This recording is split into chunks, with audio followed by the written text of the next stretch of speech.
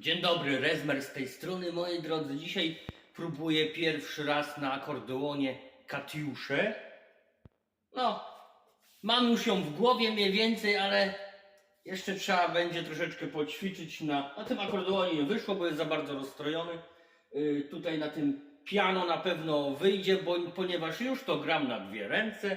No i teraz będę próbował tą melodię odtworzyć na akordeon ten, który w miarę stroi.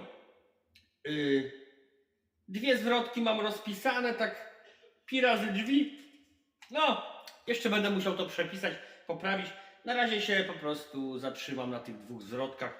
Jak już mi wejdzie to w krew, ta melodia, to wtedy postaram się